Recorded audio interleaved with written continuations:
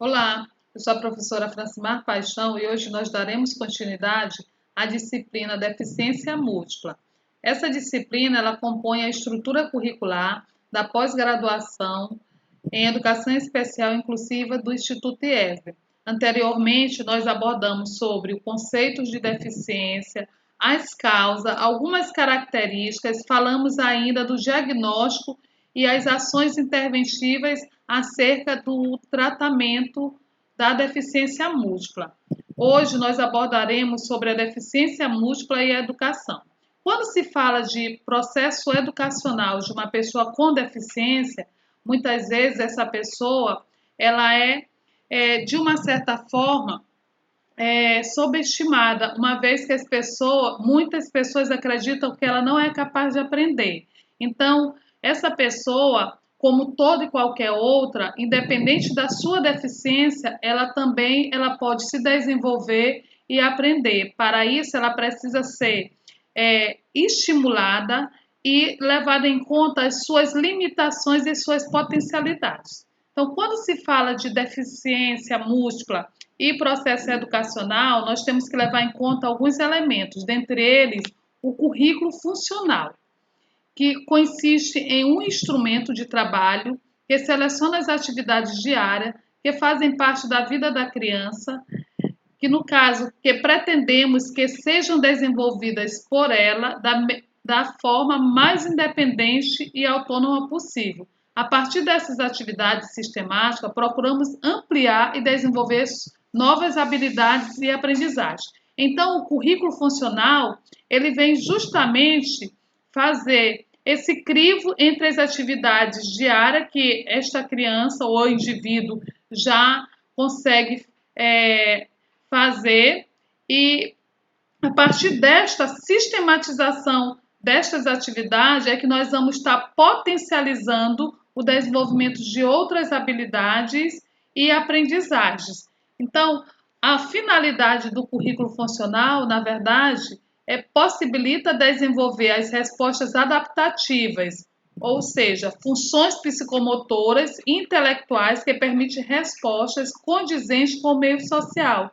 Então, a finalidade do currículo é justamente potencializar, né, essas respostas que são adaptativas e que estão relacionadas com as habilidades psicomotoras e intelectuais dessa pessoa, fazendo com que ela venha se desenvolver de uma forma mais qualitativa no seu meio social.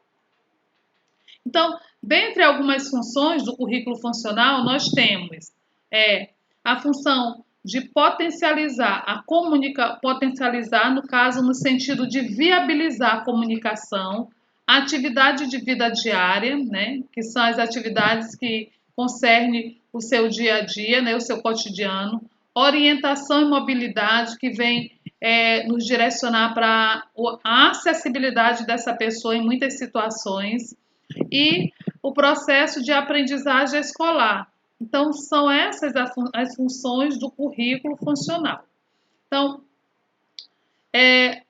quando se fala nessas pessoas, nós temos que verificar sobre as características específicas que são apresentadas por elas, no caso, com essa deficiência específica que é a deficiência múltipla. Então, lançam desafios à escola e aos profissionais, que com elas trabalham no que diz respeito à elaboração de situações de aprendizagem, a serem desenvolvida para que sejam alcançados resultados positivos ao longo do seu processo de inclusão. Ou seja, de acordo com essas características peculiares dessas pessoas, tanto a escola como todos os profissionais que formam esta instituição, eles se veem desafiados a buscar, no caso, algumas propostas metodológicas que possam estar contemplando o processo de aprendizagem desse indivíduo. Dentre dessas situações, merece atenção a comunicação e o posicionamento.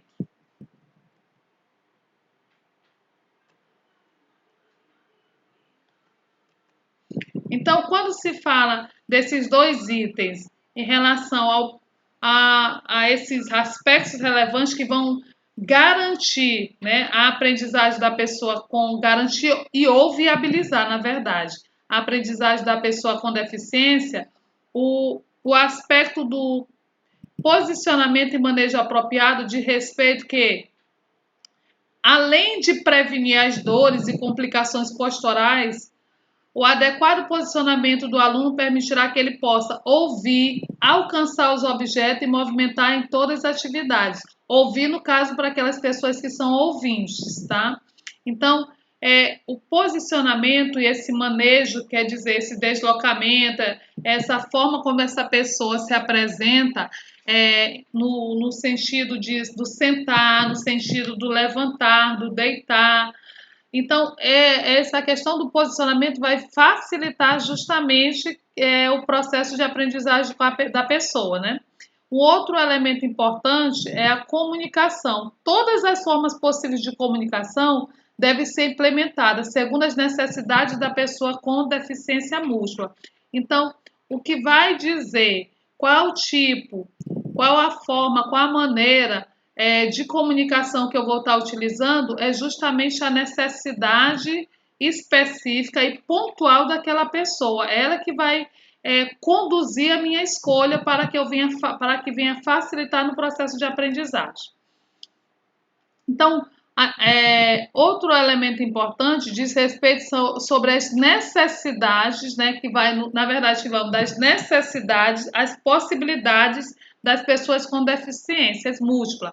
Então, os alunos com deficiência múltipla podem apresentar alterações significativas no processo de desenvolvimento, aprendizagem e adaptação social. Mas, mesmo assim, eles possuem variadas potencialidades, possibilidades funcionais e necessidades concretas que necessitam ser compreendidas e consideradas. Então, aquela frase de que a pessoa com deficiência, e especificamente com deficiência múltipla, ela é incapaz, essa frase ela é errônea e ela deve ser excluída de todo o contexto que envolve uma pessoa com deficiência, uma vez que ela possui muitas potencialidades, muitas possibilidades e que precisa, na verdade, só ser respeitadas as suas limitações e necessidades para que ela possa estar apresentando evolução no seu processo educativo.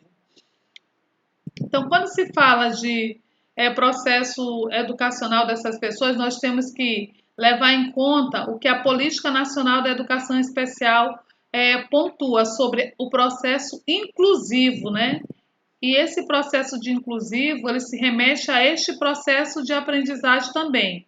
Quando você pensa na sociedade como uma ação coletiva, sabe que qualquer conversa sobre estruturas ou fatores acabam por se referir a alguma noção de pessoas que fazem coisas juntas, que é o que a sociologia estuda, ou seja, a sociologia ela é uma ciência que ela estuda o comportamento do indivíduo na coletividade. Então, qualquer progresso e qualquer situação que venha me referir à inclusão, eu também vou me remeter a esta coletividade. Então, qualquer pessoa ela poderá ser incluída na medida de que ela tiver esse suporte de todos os seus pares que estão envolvidos naquela situação. Então, uma ação coletiva ela vai resultar em ganhos bastante significativos para essas pessoas. Então, quando se fala nesse processo inclusivo, nós temos que levar em conta que a pessoa com deficiência múltipla, ela vai poder ser envolvida a partir de outros elementos que estão em sua volta. São eles, no caso, a educação, a assistência social, a família e a saúde. Então, essa pessoa ela vai precisar de todo esse suporte, na verdade, desse diálogo entre essas áreas para que ela possa realmente apresentar evoluções do seu processo de aprendizagem. Todo e qualquer resultado significativo, ele não é responsabilidade só da escola. Então, essa pessoa ela dependerá também de outras áreas para que ela possa evoluir no seu processo educacional.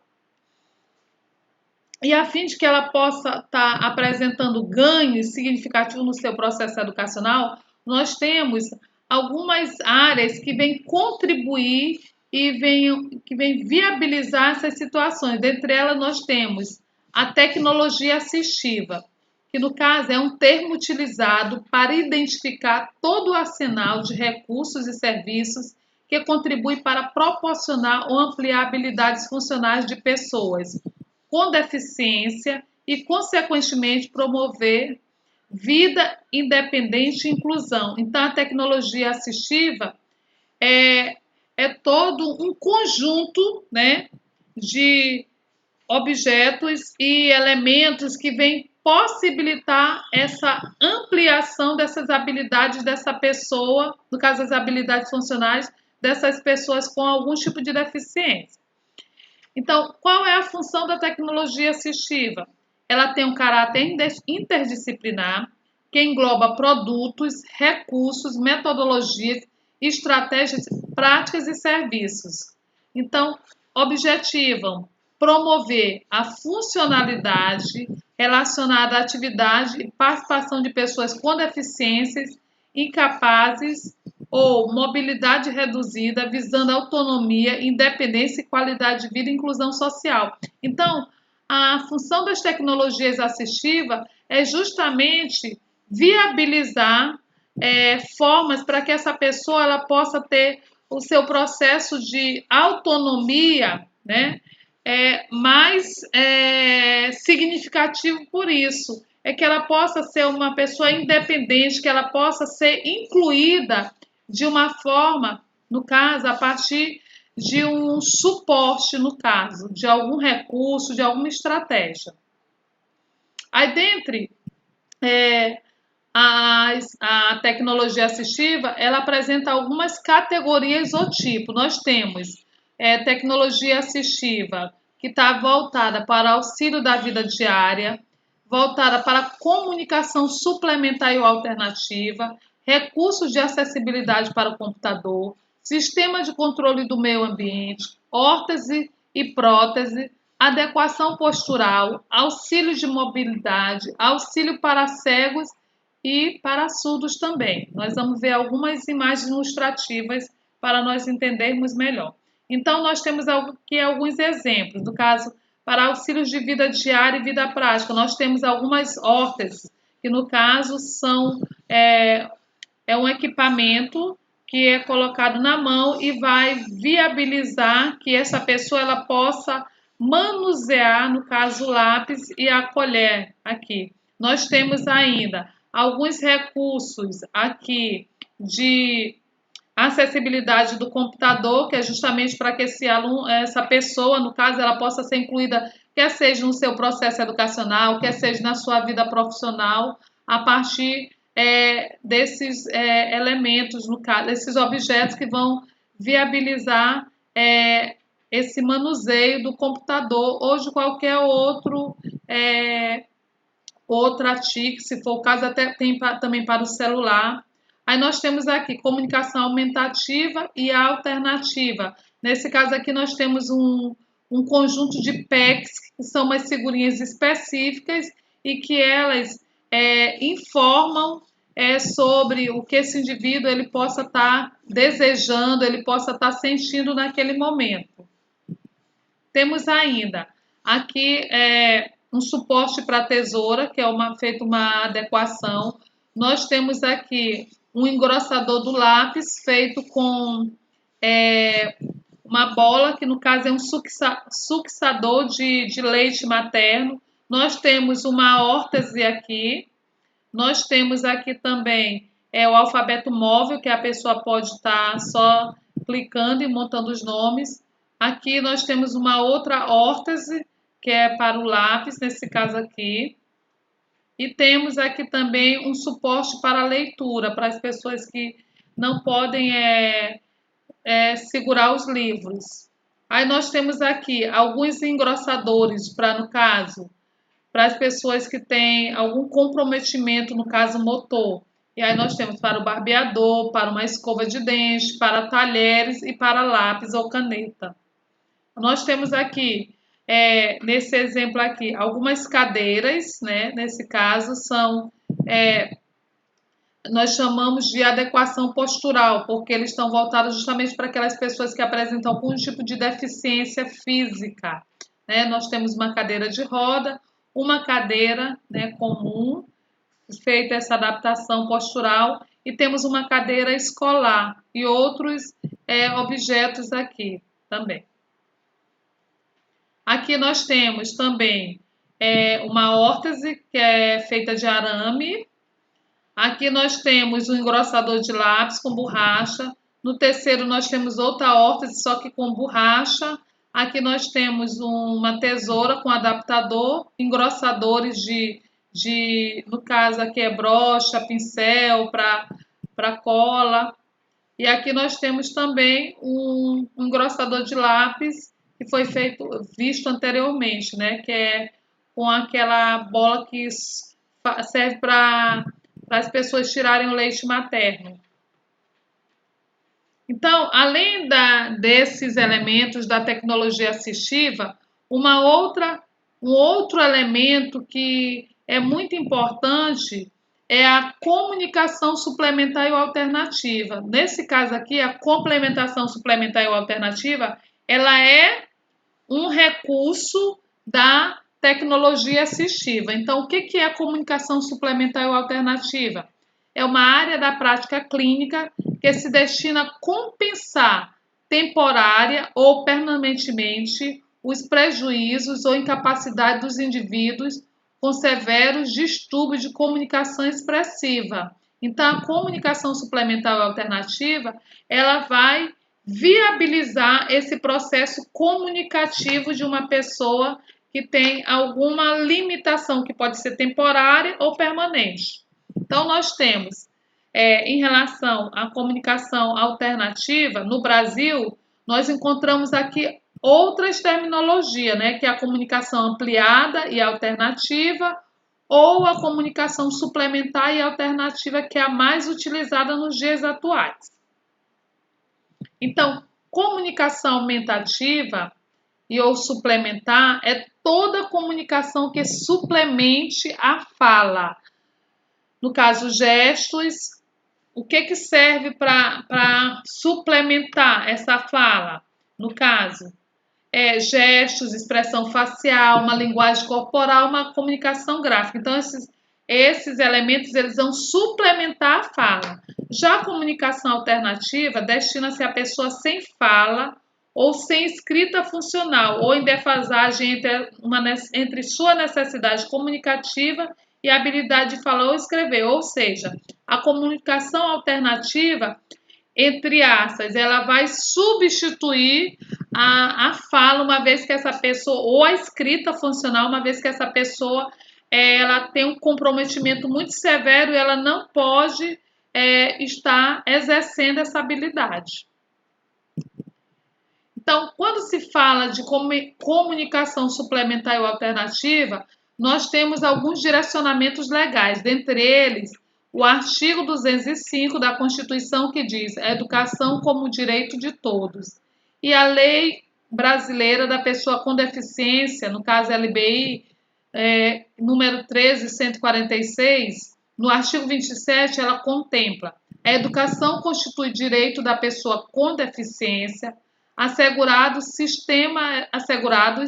sistema educacional, inclusive em todos os níveis e aprendizado ao longo de toda a vida, segundo as características de interesse e necessidade. Ou seja, a Constituição ela nos remete que a educação é um direito de todos. Então, essa frase por si ela já diz tudo.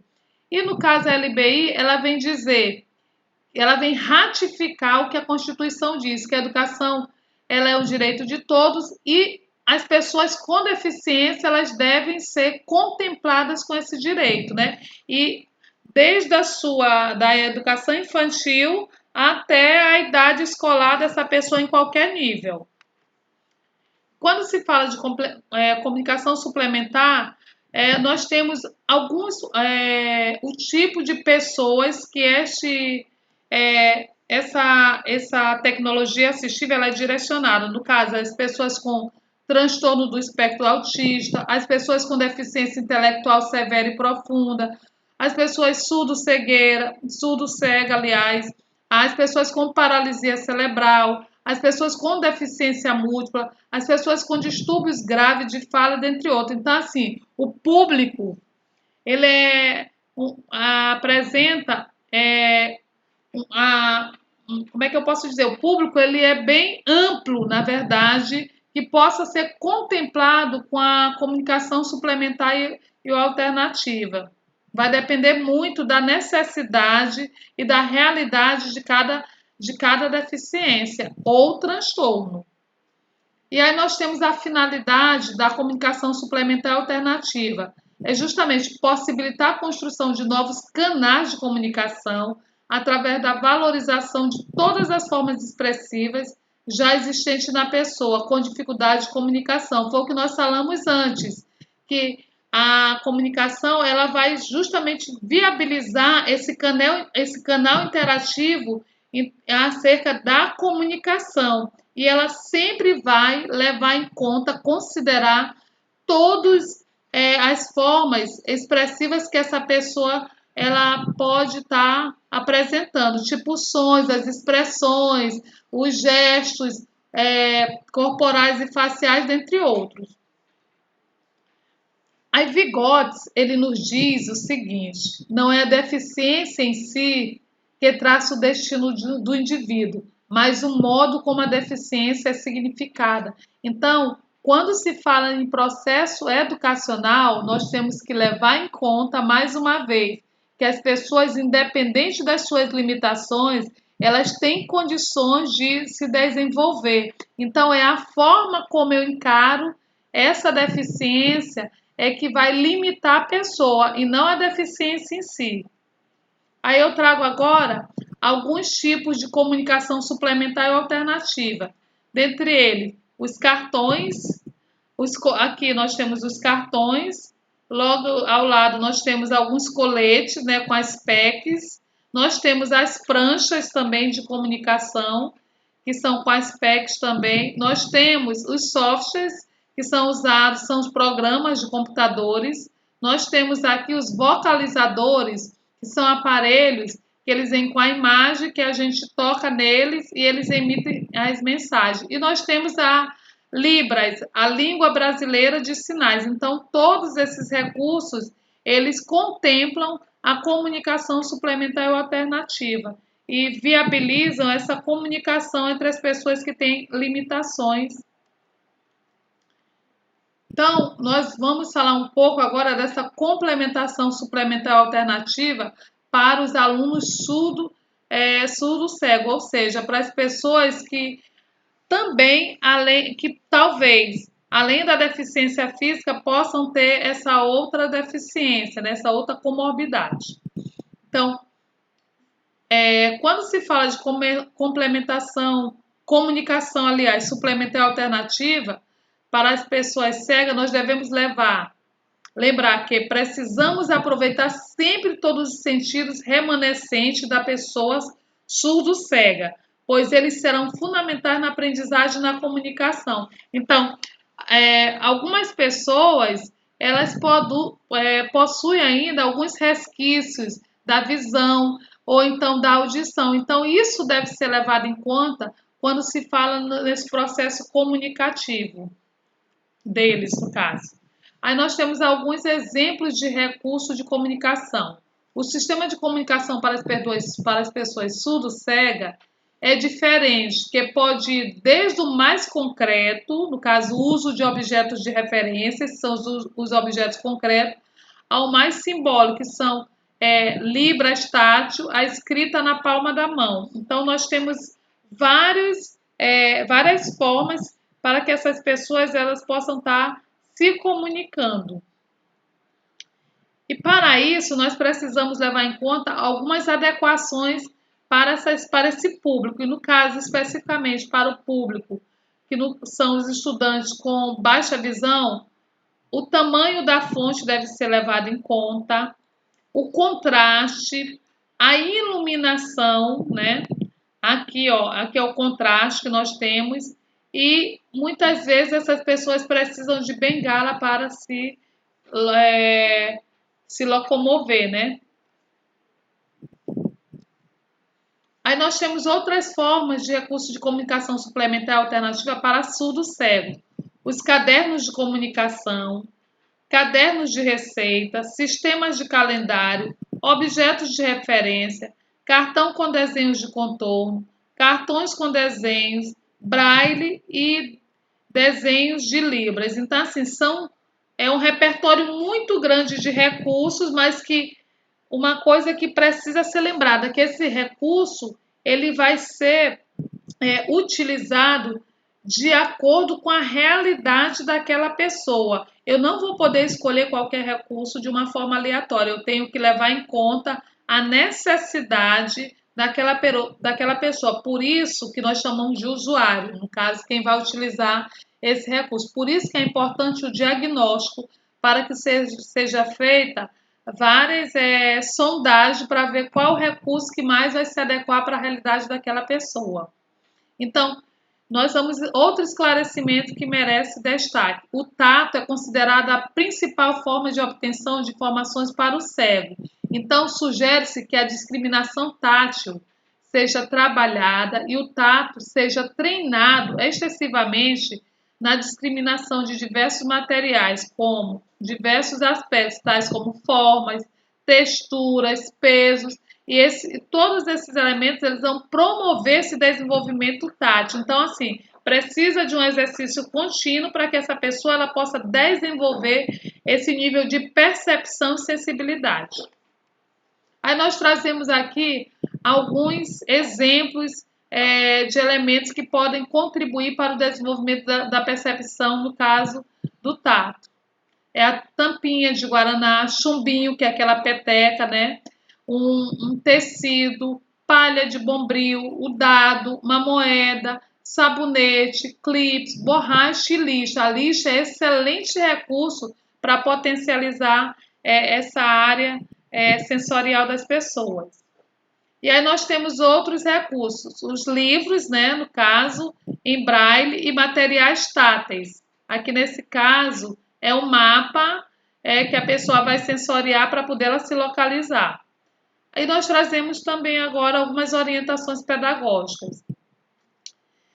Essas orientações elas são para o professor da sala regular e ou convencional e para o professor da sala de AE. Então, para o professor da sala regular, ele deve ocupar-se do ensino dos conhecimentos acadêmicos, utilizando os recursos de comunicação suplementar e alternativa para que o aluno possa acompanhar o processo de ensino de acordo com a situação real dele. Então, o professor da sala regular, ele vai dar continuidade ao seu conteúdo, lembrando que ao seu conteúdo que ele planejou junto com os outros, aliás, para os outros alunos. Mas ele tem que fazer a flexibilização curricular e as adequações para que esse aluno com a deficiência, no caso visual, ele possa ser contemplado. Já o professor da sala de AE, ele vai identificar as possíveis barreiras impostas pela deficiência e pelo meio e disponibilizar recursos e estratégias para que o aluno consiga participar das atividades propostas. Então, o professor da sala de AE, ele que vai ficar responsável pela potencialidade. Primeiro ele vai identificar as barreiras e depois ele vai buscar formas para potencializar, né, as limitações do caso e ou necessidade desse indivíduo para que ele possa estar avançando no seu processo educacional, quer seja na sua casa, quer seja também na sua vida cotidiana, ou seja, junto à sua família ou outras pessoas também. Então, nós trazemos agora uma imagem de um recurso adaptável. Então, aqui nós temos o processo de fotossíntese. Então, tem todos os elementos, sol, energia, a planta, né? Então, o que foi que o professor fez para que esse aluno ele possa participar dessa proposta pedagógica? Ele fez uma adequação para que esse aluno ele possa fazer o sensoriamento. Então, para isso, ele usou elementos que apresentam textura, tipo EVA, lixa, algodão e a legenda em braille. Então, a partir desse sensoriamento, esse aluno cego ele vai perceber, ele vai compreender, na verdade, que conteúdo está sendo trabalhado. Então, nós findamos a nossa exposição com essa frase: o essencial é invisível aos olhos.